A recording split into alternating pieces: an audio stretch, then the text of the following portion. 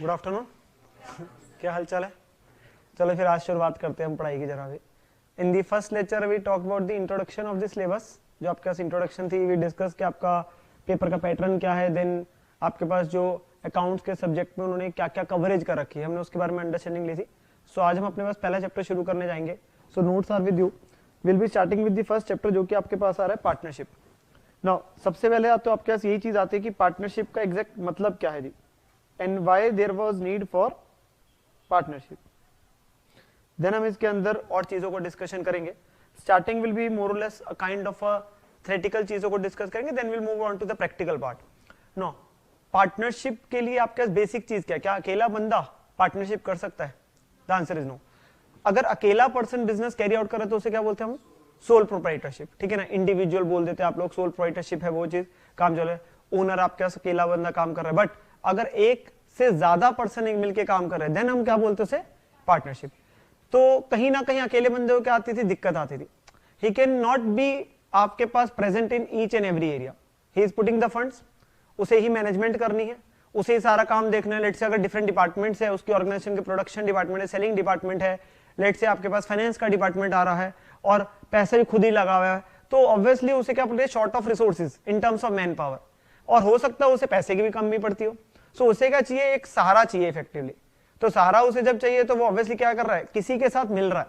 अब वो किसी के साथ जो मिल रहा है, ही कैन बी आपके पास जो उसके साथ बात करने जा रहा है वो डिफरेंट टर्म्स पे कर सकता है। इधर in terms of he is in needs of funds, so will be asking the other person कि you put in the capital only. मैं बिजनेस को संभाल लूंगा, तुम सिर्फ पैसा डाल दो, वो भी बहुत है, उसके ऊपर तुम्हें ब्याज मिल जाएगा, थोड़ा बहुत बिजनेस को देख लेना।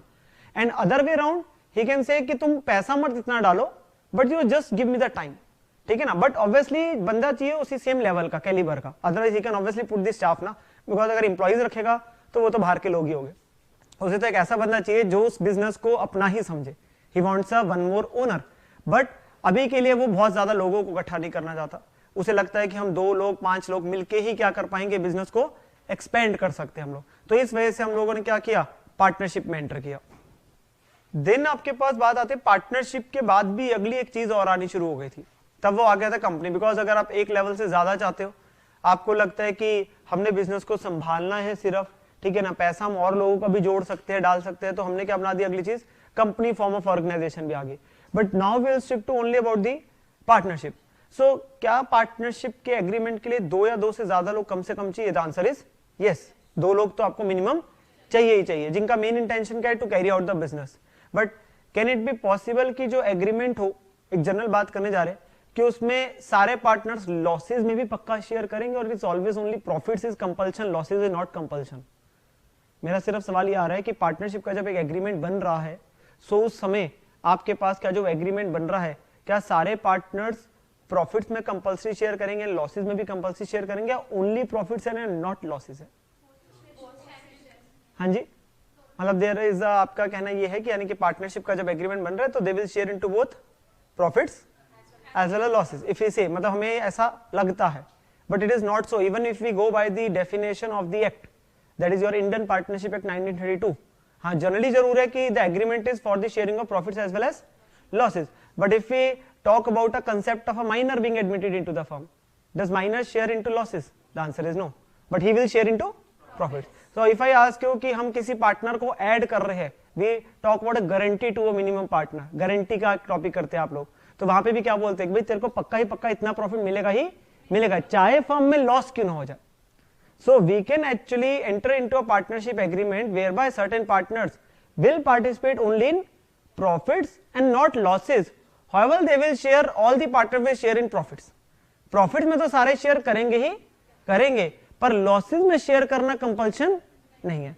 इसी वजह से जो इंडियन पार्टनरशिप एक्ट 1932 की जो डेफिनेशन भी थी, that is on your page number 1। Certain हम थ्योरेटिकल चीजों की डिस्कशन कर रहे हैं अभी। सो यहां पर आपके पास जो आता है, there is partnership is the relationship between persons who have agreed to share the profits of a business. There the word is not written profits and losses, because वो कहते हैं profits तो share करने हैं, carried on by all or any of them acting for all. जैसे मैंने कहा था, it is not necessary कि जो persons business कर रहे हैं वो सारे ही business को करेंगे। आपके पास there may be a possibility कि बिजनेस सारे लोग करें, या there may be a possibility कि बिजनेस कुछ लोग करें, कि कोई एक पर्सन है वो सबके बिहाफ पे बिजनेस को कैरी आउट कर रहा है, ठीक है ना। हम जो आपके पास यहाँ पे जो लोग जुड़े हुए, जो पर्सन है आपके पास, उन्हें इंडिविजुअली क्या बोलते हैं, उन्हें बोलते हैं पार्टनर्स। और अगर हम कलेक्टिवली बोलते तो उनको बोल देंगे दैट्स अ पार्टनरशिप फर्म। हम इकट्ठे में तो उन्हें एज अ फर्म देख रहे हैं ना। So the individually they are known as partners and collectively they are known as firm. तो वो अगली चीज आपके क्लियर है, पार्टनर्स क्या है, persons who have entered into partnership with one another are individually called partners. Let's say mister Ram and mister Shyam are entering into a partnership, और उन्होंने बेसिकली फर्म बना दी, राम श्याम एंड कंपनी लिख दिया। It does not mean it's a company, because company के लिए वो limited लिखेंगे। If I am writing the word Ram Shyam and company, it's may be a sole proprietorship, may be a partnership. So if Ram Sham and company have using the word, so let's say it's a partnership. So there individually Ram and Sham will be known as partners, but collectively it will known as firm. So collectively वो आपके पास कहला दिया जाता है हमारे पास firm। और जिस नाम से वो हमने बिजनेस को कैरी आउट किया जाता है, जैसे मैंने बोला राम श्याम एंड कंपनी, या राम श्याम ट्रेडर्स, राम श्याम एंटरप्राइजेस, हम अलग अलग नाम रख देते हैं, RS एंटरप्राइजेस रख दिया जी नाम। So that is known as the firm name. So जिस नाम से वो बिजनेस कैरी आउट कर रहे हैं, that is known as the firm name. तो नेम अंडर विच जो बिजनेस कैरी आउट हो रहा है, that is known as firm name. Now the next चीज इज आपके पास जो आ रही है, that is your features of the partnership. Now features का आपके पास आ गया कि क्या क्या आपके पास यहाँ पे चीजें जुड़ी होती है whenever we talk about the partnership. तो सबसे पहले तो चीज आ गई कितने लोग जुड़े हुए, तो हमने कहा कम से कम कितने लोग चाहिए, at least 2 persons are required to form a partnership. Then agreement. Now the agreement is to be there between the partners, but क्या एग्रीमेंट अगर हम बात करें आपके पास वो कंपल्सरी है कि रिटर्न होना चाहिए। अगर हम बात करें यहाँ पे एग्रीमेंट जो पार्टनर्स के बीच में हो रहा है, is it required to be a compulsory आपके पास written agreement? The answer is no, it can be a oral agreement as well, but we always recommend there should be a written agreement, होना चाहिए return, कल को मुकरना चाहे। Oral बात पे तो कल किसको याद रहेगा, सो वी प्रेफर कि रिटर्न होना चाहिए, जिसे हम बोल देते हैं पार्टनरशिप डीड भी कहते थे। एंड उसके अंदर भी हम एक स्टेप और आगे बढ़ते हैं, हम कहते हैं अगर रिटर्न भी लिख दिया, कल को अगर कोई पार्टनर मुकर भी गया ना, मुकर भी गया किसी बात से, तो शाम can not do anything until and unless that particular agreement has a legal आपके पास वेटिंग। तो उसके लिए हम उसको क्या करा लेते हैं, रजिस्टर करा लेते हैं। तो हम बोलते हैं एग्रीमेंट होना भी चाहिए, रिटर्न होना चाहिए, और रिटर्न में भी उसको क्या करा लो, रजिस्टर करा लो, so to have a legal obligation on the partners, ताकि कल को कोई मुकरेगा नहीं, कल को कोई अगर डिस्प्यूट आ जाता है तो the other partner can go to the court as well. So that's why we say कि एग्रीमेंट होना भी चाहिए, रिटर्न होना चाहिए, और प्रेफरेबली उसे क्या करा दो, register. But it is no way written that is a compulsion, it is nowhere a compulsion, it is always a preference कि आपको क्या करना चाहिए।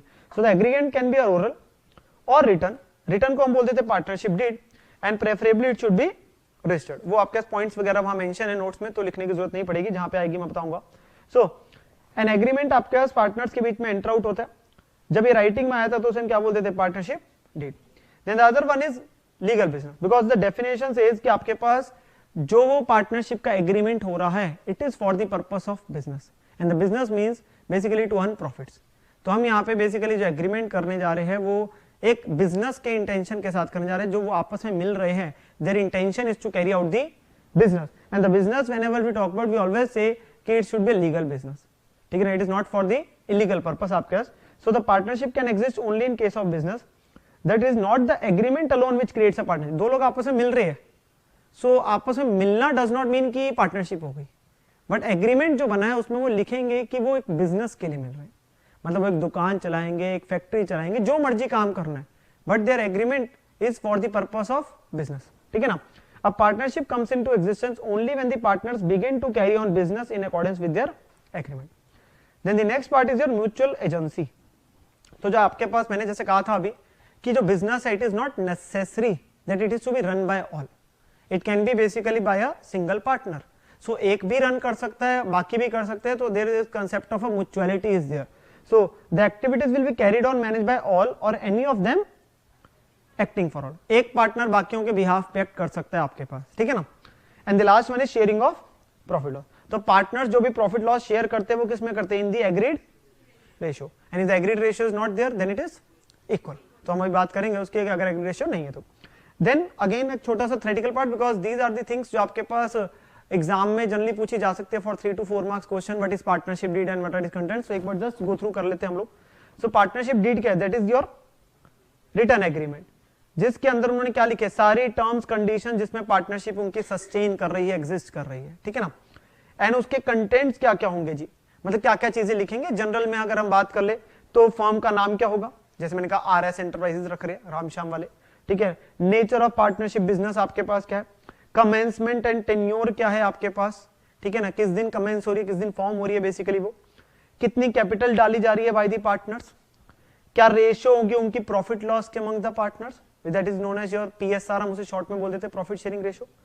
Arrangement in respect of drawings के बारे में उन्होंने क्या डाला है, उस पर कोई लिमिट तो नहीं रखी।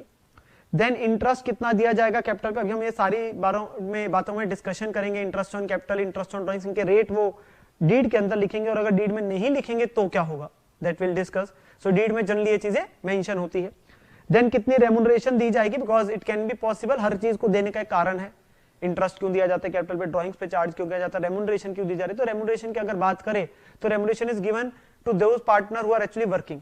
There can be a certain partner जो काम नहीं कर रहे, जिसने सिर्फ बिजनेस में पैसा डाल दिया, उन्होंने काम नहीं कर रहे, और जो बंदा काम कर रहा है ऑब्वियसली ही शुड बी रेमुनरेटेड ना, उसे कुछ ना कुछ तनख्वाह वगैरह रेमुनरेशन मिलनी चाहिए। So that is a kind of a compensation to that person, to that partner for spending time to the organisation, तो उसके लिए हम उसको रेमुनरेशन दे रहे हैं। तो उसके बारे में हम डीड में पर जरूर लिखेंगे, डीड में जरूर लिखा जाएगा उस बारे में। Then process of settling disputes, अगर कल को कोई डिस्प्यूट अराइज होता है तो हम उसको कैसे सेटल करेंगे उसके बारे में लिखेंगे। किताबें कैसे बनाई जाएगी, ऑडिट कैसे होगा किताबों का, गुडविल को कैसे वैल्यू करेंगे, अगर कोई कल को नया पार्टनर ऐड करते हैं या रिटायरमेंट होती है या डेथ होती है तो हम गुडविल को वैल्यू कैसे करेंगे, उसकी ट्रीटमेंट कैसे होगी। Procedure for settlement of partner claim in case of retirement है, अगर कोई कल को पार्टनर फर्म को छोड़ के जा रहा है अपनी मर्जी से, दैट इज रिटायरमेंट, या भगवान की मर्जी से चला गया, डेथ ही हो गई, तो उस केस में हम उसको क्या क्या चीजें देंगे उसके बारे में लिखा जाएगा। देन डिसोल्यूशन ऑफ पार्टनरशिप के बारे में, तो वो हम सारी ये चीजें कहां पे लिख देंगे, डीड में। इसके अलावा भी कोई चीजें उन्हें लगता है that they should write in the deed, ताकि कल को कोई उसमें मतभेद ना आ जाए, प्रॉब्लम ना आ जाए, तो they can obviously write. These are the general things जो जनरली एक पार्टनरशिप डीड में होती है, और ऐसा भी नहीं है कि कंपलसरी होगी। अभी हम बात करेंगे अगर इंटरेस्ट ऑन कैपिटल के बारे में नहीं लिखा तो क्या कोई दूसरा पार्टनर आके कह सकता है कि मुझे इंटरेस्ट ऑन कैपिटल दो, तो द आंसर इज नो। हम अभी उस बारे में डिस्कशन करेंगे, बट वो चीजें हमने कहा जनरली जो एक चीज है पार्टनरशिप डीड में होती है। देन कुछ और एक्स्ट्रा पॉइंट्स आपके पास, अगर पार्टनरशिप रजिस्टर्ड नहीं है तो हमने क्या कहा, partnership firm is allowed to carry on the business subject to certain disability. Because हमने कहा था रजिस्ट्रेशन अगर नहीं कराओगे तो ऑब्वियसली आपको थोड़ा बहुत नुकसान रहेगा। It is not mandatory to have a written partnership agreement in all the cases. Further, even in cases if it is a written, it is not compulsory to have it registered. जैसे हमने कहा था option है जी oral की return, और अगर return भी होगा तो उसका रजिस्टर और not register, that is the option, but obviously the most convenient is get your partnership agreement return and then get it registered, ठीक है ना। देन एक छोटा सा डिफरेंस है, obviously you people should be aware of this difference. Again a question can come in the exam for 3 to 4 marks, because questions आपके exam में चाहे अकाउंट्स का पेपर है, मैं स्टार्टिंग में बताया था पूरा 100 नंबर का आपके पास पेपर है वो प्रैक्टिकल कहा जाता है, बट उसके अंदर सर्टेन थ्योरी क्वेश्चंस भी आ जाते हैं। सो ये आपके पास कुछ थ्योरी वाले चीजें हैं जो हमें पता होनी चाहिए, एज अवेयरनेस भी हमें होना चाहिए पता, क्योंकि पार्टनरशिप के अंदर में जो सबसे बड़ी प्रॉब्लम आनी शुरू हो गई थी वो ये आनी शुरू हो गई थी, if I talk about a partnership and a company, the main problem is in case of a company we say the liability of the share holders is limited, because कल को अगर कंपनी डूब रही है it does not mean the share holders घर से पैसा business में डालेंगे और उनका पैसा जो नुकसान था उनको वाइप ऑफ बेसिकली पूरा करेंगे, कंपनसेट करेंगे, लॉसेस को इंडेमनीफाई करेंगे, ठीक है ना। इट्स नॉट का काइंड ऑफ इंश्योरेंस आपने ले रखी है कोई कि जहां पे दूसरा बंदा भरपाई करेगा लॉसेस की। पार्टनरशिप में जबकि प्रॉब्लम क्या है सबसे बड़ी, the liability of the partners is unlimited. So वो अनलिमिटेड होने की वजह से अगर कल को पार्टनरशिप फर्म बंद हो रही है, they get into so much of losses, और उनकी बहुत ज्यादा उधारी है जो लोगों का पैसा बाहर वालों को देना है, और एसेट्स इतने हैं नहीं बिकॉज लॉसेस बहुत ज्यादा हुए हुए थे, तो उन्हें घर से लेके आना पड़ेगा, their liability becomes unlimited. So to overcome that problem and also not to convert their status into a company, because company बनने का मतलब ये हो जाता है काफी आपके पास प्रोसीजर और फॉर्मेलिटीज वगैरह को करना। So they come up with a way that is known as limited liability partnership. So there pass a separate act basically, that is a LLP, Limited Partnership Act 2008 आपके पास एक एक्ट आया था जो आपके पास अलग से बनाया गया to overcome that main problem. तभी नाम भी क्या है, Limited Liability Partnership. So we have to understand कि what is the difference between partnership and limited liability partnership, ठीक है ना। तो अभी हमने उस चीज को अपने पास समझना है कि इन दोनों में क्या फर्क है। पार्टनरशिप के लिए जैसे मैंने कहा जो गवर्निंग एक्ट उसके लिए क्या, Indian partnership act 1932। However for limited liability partnership हम शॉर्ट में से एलएलपी भी बोल देते हैं, और शॉर्ट नेम इज एलएलपी। इसका एक्ट कौन सा, the limited liability partnership act 2008। Then the certain points जो हमें पता होने चाहिए, दैट इज रजिस्ट्रेशन, यहाँ पे क्या है ऑप्शनल, पर यहाँ पे कंपल्सरी ही आपको कराना ही कराना with ROC, and ROC is registrar of companies, जहां पे कंपनीज की रजिस्ट्रेशन जिनके साथ कराई जाती है उनके साथ ही एलएलपी भी रजिस्टर कराई जाती है। पर पार्टनरशिप में जैसे मैंने अभी कहा था इट इज ऑप्शनल, जबकि एलएलपी में आपके पास वो क्या है, कंपल्सरी है, ठीक है ना, रजिस्ट्रेशन कराना। यहाँ पे it is created bye an agreement, आपस में दो लोग मिले, आपने अपना एग्रीमेंट बना लिया, रजिस्ट्रेशन कराई नहीं तो कंपल्शन तो है ही नहीं रजिस्ट्रेशन कराना, तो एग्रीमेंट हो गया मतलब पार्टनरशिप होगी।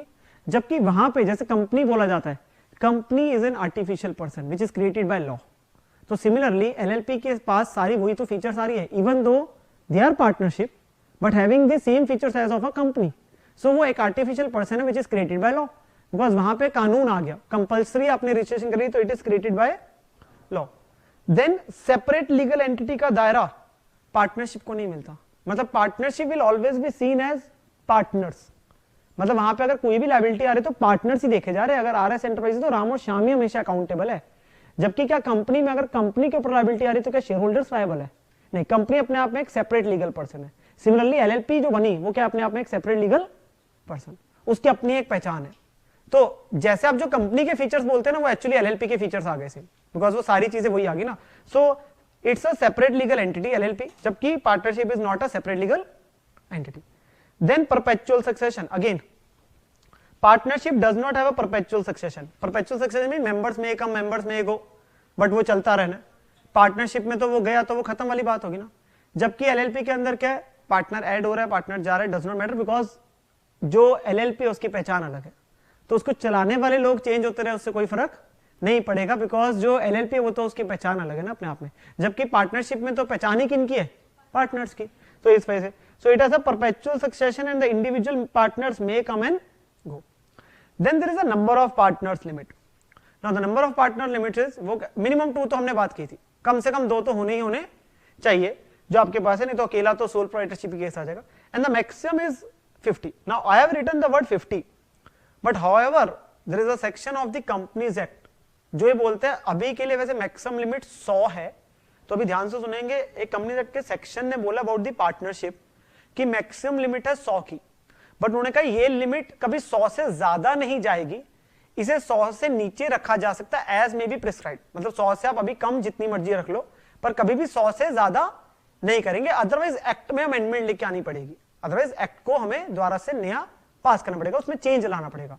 So the outer limit is 100, even though currently के लिए उन्होंने जो मैक्सिमम लिमिट रखी है वो रखी है 50, मतलब till now the maximum limit has been specified as 50, that 50 can be change to 70, 50 can be change to 80 और 90 और 100, but it can not exceed 100, मतलब अभी के लिए उन्होंने 100 is the outer limit, but अभी के लिए लिमिट कितनी है 50, it can be increase to 100, so act ने जो लिमिट दी है वो 100 की दी हुई है, रूल्स ने वहां पे बोला हुआ है एज मे बी प्रिस्क्राइब, मतलब रूल्स जितना बोल देंगे अभी के लिए उतना, बट 100 से कभी ज्यादा नहीं जाएगा, तो रूल्स ने अभी जो लिमिट दी है वो 50 की दी है, तो इसलिए यहाँ पे लिखवाया 50 है, but obviously for your knowledge you can write the outer limit of the is 100, currently limit is 50 but the outer cannot exceed, in never case it can exceed 100, ठीक है ना।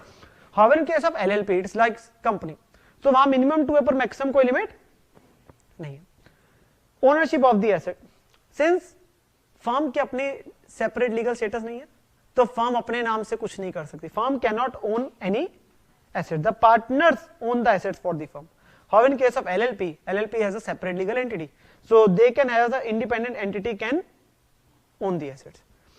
Then comes the main the part जिसकी वजह से आया था सारा, that's the liability of the partners, कि जो मेन रोल था जिसकी वजह से आया था that is unlimited, जो पार्टनरशिप में the liability is unlimited, the partners are severally and jointly liable for action of other partners in the firm and their liability extends to their personal assets। मतलब कल को अगर नुकसान इतना हो गया कि आपको अपने घर के एसेट बेच के अपने बिजनेस की जो लोन्स या लायबिलिटीज है उसको उतारना, तो आपको वो भी करना पड़ेगा, मतलब your personal assets are also accountable for fulfilling the basically जो लायबिलिटीज ऑफ योर फर्म है, ठीक है ना। However, in this case it is limited to the extent of their contribution towards LLP except there is one exception also in case of intentional fraud or wrongful act of omission or commission. अगर कल को आपने कोई fraudulent activity करी obviously then that case you are personally liable for all these जो आपने गलत काम किए, ठीक है ना. अदरवाइज नॉर्मल कोर्ट्स में जो मेन मकसद था that is their liability is limited, ठीक है ना. नाउ लास्ट आपके पास small part of a theoretical that is your small thing that is the powers of the partners. क्या क्या पार्टनर्स के पावर है, तो वो कहता है buying and selling the goods, सामान खरीदना बेचना, receiving payments on behalf of the firm and giving valid receipt. अगर पार्टी पैसे देके जा रही है तो वो एक पार्टनर ही अगर एक्नॉलेज कर देगा पैसे मिल गए और उसे रसीद दे देगा, that means it is received by the firm. It is not कि भाई हर पे दोनों पार्टनर साइन करेंगे ना. Then drawing checks and drawing, accepting, endorsing bill of exchange and promissory note in the name of the firm. Basically checks को अपने पास करना because firm का अकाउंट है पर पार्टनर साइन करेगा, या bill of exchange promissory notes वगैरह को एक्सेप्टेंस देना, एंडोर्समेंट करना, वो सारी चीजें पार्टनर के पास पावर है. देन मनी को बोरो करना on behalf of the firm without pledging the inventories in trade. Pledging means basically inventories को हम एक तरीके गिरवी ही बोल देते हैं, बट ये दूसरे तरीके से होता है जिसमें आप ऐसा नहीं है कि उनके पास ही रख दी इन्वेंट्री. इट इज कि इन्वेंट्री का स्टॉक उन पे रहेगा. कल को अगर मेरे पास अगर कल को मैं उनके लोन के पैसे नहीं चुकाता तो मेरी इन्वेंट्री उठा के लेके जा सकते हैं. बट इन्वेंट्री का बेसिकली है कि मैं अपने रूटीन में बिजनेस में तो बेच सकता हूं, उसमें कोई प्रॉब्लम नहीं है, तो उनका कंट्रोल रहता है. तो ये हो गया पैसा बोरो करना बेसिकली ऑन दी सिक्योरिटी और विदाउट सिक्योरिटी. मतलब इट्स एक बोल देते हैं ना हम लोग अनसिक्योर्ड लोन है कि सिक्योर्ड लोन है, तो वो टाइप हो गया कि पार्टनर्स बोरो कर सकते हैं पैसा फर्म के लिए. और लास्ट आ गया फर्म के लिए अगर कोई आपको एम्प्लॉइज रखने हैं तो आप वो रख सकते हैं, engaging servants for the business of the firm. तो these are the general powers. इसके अलावा भी और पावर सारी रहती है बिजनेस को चलाने के लिए, तो पार्टनर्स के पास पावर है. Now in your partnership I talked about कि आपके पास पार्टनरशिप में हमारे पास जो चीजें पार्टनरशिप क्या होती है, डिफरेंसेस सीखे. Now in the partnership what will going to do, अभी हमने जैसे बेसिक से शुरू किया है. Now the topics which will cover in your partnership that will be your basics, जहां पे हम जनरल बातें करेंगे क्या क्या पार्टनर्स को दिया जाता है, पीएल अप्रोप्रिएशन अकाउंट वगैरह की बातचीत है, गारंटी वगैरह की बात है, एडजस्टमेंट्स की बात है. Then we move on to the goodwill valuation part, and अगर चेंज हो रहा हो प्रॉफिट शेयरिंग रेशियो में तो कैसे चीजों को आपका ट्रीट किया जाएगा. एडमिशन ऑफ द पार्टनर, कोई पार्टनर ऐड हो रहा है. रिटायरमेंट का मतलब अगर पार्टनर छोड़ के जा रहा है, या डेथ का मतलब है भगवान को प्यारा हो गया. सो यहाँ पे आपके पास हमने ये सारे टॉपिक डिस्कस करे. There is one topic missing जो आप अपने पास करके आते हैं +2 में, दैट इज डिसोल्यूशन. वो आप अपने पास इंटर लेवल पे आके सीखते हैं डिसोल्यूशन के केस में क्या अकाउंटिंग होती है, ठीक है ना. वहां पे थोड़ा सा फिर और एक्स्ट्रा चीजें भी कराई जाती है. यहाँ पे there will be certain things जो एड ऑन्स होगी. गुडविल के अंदर हम एक method of valuation of goodwill नया सीखेंगे, चीजों को करने का तरीका थोड़ा सा डिफरेंट सीखेंगे. देन हम रिटायरमेंट डेथ में कुछ एक नई चर्चा सीखेंगे कि अगर पॉलिसी ले रखी हो पार्टनर्स के लिए तो there will be certain new things जो अगर बच्चों ने +2 में नहीं कर रखा होता, and obviously a bit of clarity के साथ चीजों को हमें करना है, ठीक है ना. नाउ जो हमारे पास अगली चीज आती है दैट इज फर्म पार्टनर्स को क्या क्या चीजें देती है. अगर हम देखें तो what all things a firm can give to the partner. तो हम अगर बात करते हैं पार्टनर को फर्म क्या क्या चीजें दे रही है, वन इज या चार्ज कर रही है उसे ले रही है. वैसे पार्टनर ने बिजनेस के अंदर पैसा डाला है तो to compensate that we give interest on capital, क्योंकि अगर वो पैसे को कहीं और डालता है तो ऑब्वियसली उसे ब्याज मिलेगा ना, वो एफडी करा लेगा. तो क्योंकि हम ये क्यों करना जा रहे हैं, देयर मे बी पार्टनर्स जो पैसा डाल रहा है, and there may be partner जिसको मैंने कहा तुम सिर्फ काम करो, तुम बिजनेस में पैसा मत लगाओ, मुझे तुम्हारे पैसे की जरूरत है, मुझे तुम्हारे एफर्ट की जरूरत है जिसके लिए तुम्हें कंपनसेट करूंगा. जिसने पैसा डाला उसको भी तो उसके पैसे के लिए कंपनसेट करना पड़ेगा ना. उस पैसे के ऊपर जो अपॉर्चुनिटी लॉस उसको हो रहा था, कॉस्ट जो हम बात करते हैं कि अगर वो कहीं और पैसा लगाता तो ब्याज कमाता ना, तो हम उसे ब्याज देने जा रहे हैं, that is known as interest on capital. Then remuneration, salary, bonus, commission, that is for a working partner जो बिजनेस के लिए काम कर रहा है. जो पार्टनर काम कर रहा है, एक पार्टनर नहीं काम करता, एक साइलेंट पार्टनर है, ठीक है ना. सो हम बोलते थे पैसिव वाला आपके पास पार्टनर हो गया. तो उस केस के अंदर आपके पास जो पार्टनर काम कर रहा है, वर्किंग है, उसे हम रेम्यूनरेशन दे रहे हैं. It can be in the form of a salary fix, it can be in the form of a bonus और a commission. Commission can be on the base of turnover as well, कि तुम because वो sales area देख रहा है तो भाई तो जितनी सेल्स लाके देखा हम उसके परसेंटेज कुछ तुम्हें दे देंगे, ठीक है ना. रादर देन हम मार्केटिंग के बंदों को रख रहे हैं, हमने क्या रख लिया, पार्टनर को ही कह दिया. Then interest on drawings we charge from the partner. Similarly जैसे पार्टनर ने बिजनेस में अगर पैसा डाला है तो मुझे इंटरेस्ट दे रहे हैं, we are compensating him. Similarly अगर पार्टनर बिजनेस से पैसा विड्रॉ कर रहा है, निकाल रहा है, तो मैं उससे इंटरेस्ट चार्ज करूंगा, which is actually a kind of income for the firm. Then profit sharing, last में जो बचा होगा वो बांटेंगे आपस में. Then there is a certain thing that is known as interest on loan. अगर पार्टनर ने बिजनेस को लोन दिया है, कैपिटल नहीं दी। There is a difference between loan and capital. Capital is in the capacity of a partner in the capacity of ownership, however the loan is in the capacity of a third party. Rather than going to the bank for asking for the loan और the funds because हमें पैसा चाहिए, हम partner ने ही loan दे दिया, तो in the capacity of partner वाली बात नहीं आ रही, in the capacity of a third person आ रही है, आउटसाइडर आ रहा है। क्यों? फर्क क्या है इन दोनों में? क्योंकि फर्क ये है, इंटरेस्ट ऑन लोन देना ही देना पड़ेगा, चाहे फर्म को फायदा हो चाहे नुकसान हो, वो देना ही देना पड़ेगा। वो आइटम ऑफ चार्ज बन गई जिसे हम कहते हैं, वो खर्चा वो करेंगे ही करेंगे। जैसे बाहर वालों से अगर लोन के लेके आ गया मैं बैंक वालों से, तो उन्हें ब्याज दूंगा ही दूंगा ना, चाहे जो मर्जी हो। जबकि इंटरेस्ट ऑन कैपिटल वगैरह हम कब देंगे? अगर बिजनेस के अंदर फायदा होगा तो हम इन चीजों को देंगे, ठीक है ना। सो जो ये ऊपर वाली चीजें हैं ये सारी हमारे पास डाली जाती है, हम बोलते हैं इन्हें पीएनएल एप्रोप्रिएशन अकाउंट में। अभी वो सारी चीजें आएगी, अकाउंट्स वगैरह आप कैसे आएंगे। PNL appropriation account is an account to distribute the profits जो फर्म को हो रहे थे, ठीक है ना। और ये आइटम ऑफ चार्ज है तो ये कहां पे डलती है? पीएनएल अकाउंट में। सो हम लोग बेसिकली जनरली जब बात करते हैं सोल प्रोप्राइटरशिप की, तो we restricted ourselves to trading and PNL account because वहां तक नेट प्रॉफिट निकल के आ जाता है। In case of partnership we have to segregate that profit, तो जिसके लिए हम क्या बनाते हैं? पीएनएल एप्रोप्रिएशन अकाउंट में। बिजनेस के जितने भी चलाने के उसे खर्चे थे वो सारे तो हमने पीएनएल में डाल दिए। उसके बाद आई कि जो पैसा कमाया हमने अल्टीमेटली लास्ट में उसको पार्टनर्स में कैसे बांटना है या कुछ अगले सालों के लिए इकट्ठा करना है, तो उसके लिए हम बनाते हैं पीएनएल एप्रोप्रिएशन। एप्रोप्रिएशन का मतलब होगा division of the profits which we have earned, ठीक है ना।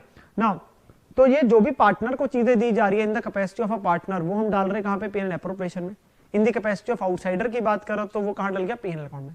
Similarly if I ask you, partner ने अपना घर बेसिकली दिया और वहीं पे बिजनेस कैरी आउट हो रहा है, तो किराया दे रहा है उसे फर्म पार्टनर को। लेट्स से कि फर्म ने कहीं और फ्लोर नहीं लिया किराए का, फर्म जो काम कर रही है वो पार्टनर के घर पे ही काम कर रही है। So firm is giving rent to the partner for use of his premises. Now the question is whether it is an item of appropriation और item of expense charge. It is item of charge, वो कहां जाएगा? PNL में, because in the capacity of outsider वाली बात आ गई। तो वहां पे ये रेंट देना आपके पास पार्टनर को दिया जा रहा है या इंटरेस्ट ऑन होने क्या? Item of charge. Now view point of partner and view point of the firm जो अपोजिट ही होगा, क्योंकि अगर फर्म के लिए वो खर्चा है इंटरेस्ट ऑन कैपिटल या रेम्यूनरेशन, तो पार्टनर के लिए क्या है? वो फायदा है। ये फर्म के लिए अगर इनकम है तो पार्टनर के लिए खर्चा हो गया, और लास्ट वाला वही फर्म के लिए खर्चा, पार्टनर के लिए इनकम। प्रॉफिट शेयरिंग ऑब्वियसली वो तो लास्ट में डिस्ट्रीब्यूशन की बात आ गई। Now comes the final part, that is partnership deed. हमने कहा था होनी चाहिए बट कंपल्सरी नहीं थी। So it may be possible partnership deed नहीं है उनके बीच में आपके पास, या पार्टनरशिप डीड तो है पर उनमें इनमें से कोई मुद्दा मिसिंग है। जैसे मैंने कहा था, इट इज नॉट नेसेसरी कि आप सारी चीजें लिखो, हमने तो कंटेंट डिस्कस किए थे। So there may be a point कि जहां पे पार्टनरशिप डीड जब बनी थी तो उन्होंने इन चीजों को लिखना रह गए। सो अब एक्स और वाई आप राम और श्याम ही लेके चलते हैं। राम और श्याम पार्टनर्स है, राम ने डाले 5 लाख रुपए और श्याम ने डाला हुआ 1 लाख रुपए सिर्फ, तो राम ने एक्चुअली 4 लाख रुपए ज्यादा डाले ना। उनके बीच में कोई आपके पास डीड तो नहीं है, लेट से डीड ही नहीं है। अब राम कहता है मैंने बिजनेस में पैसे ज्यादा डाले तो मुझे इंटरेस्ट ऑन कैपिटल दो, क्या राम मांग सकता है? The answer is no. अगर उनके बीच में डीड ही नहीं है तो राम आपस में ये इंटरेस्ट ऑन कैपिटल नहीं मांग सकता। या डीड तो थी पर डीड में आईओसी के बारे में लिखा कुछ नहीं था इंटरेस्ट ऑन कैपिटल कि उसे दिया जाएगा।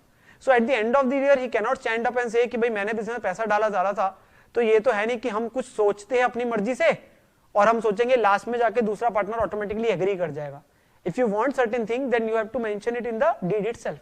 वो आपको डीड में उसी समय मेंशन करवाना पड़ेगा जब आपस में डिस्कशन हुई थी, नहीं तो ये वही वाली बात होगी एक्सपेक्टेशन वाली ना। इसी वजह से एक्ट ने क्या किया, वो एक्सपेक्टेशन वाली चीजों को खत्म कर दिया। वो कहते हैं एक्सपेक्टेशन नहीं रखनी, वो कहते हैं कोई भी चीज है ना वो पहले ही रिटर्न कर लो। तो आपके पास जो भी आपको इश्यूज लगने हैं उसके बारे में अभी लिख लो, क्योंकि कल को फिर हम उसको कंसिडर नहीं करेंगे। तो आपके पास पार्टनरशिप डीड अगर नहीं है या डीड साइलेंट है इन मुद्दों पे, तो क्या करेंगे? नो आईओसी, कोई इंटरेस्ट ऑन कैपिटल नहीं होगा, कोई रेम्यूनरेशन नहीं दी जाएगी, कोई आपके पास इंटरेस्ट ऑन ड्रॉइंग्स चार्ज नहीं होगा, प्रॉफिट शेयरिंग क्या कर देंगे? इक्वल कर देंगे। और इंटरेस्ट ऑन लोन एक जनरल हमने ले लिया, भाई लोन के ऊपर ब्याज तो देते ही देते हैं ना, बाहर से कोई इंटरेस्ट फ्री तो मिलेगा नहीं, तो हम 6% तो देंगे। ये चीजें लिखी कहां है? ये चीजें लिखी है पार्टनरशिप एक्ट 1932 में, ये एक्ट के अंदर मेंशन है। सो कहता है कि वैसे तो आपका एग्रीमेंट ही हमेशा ओवर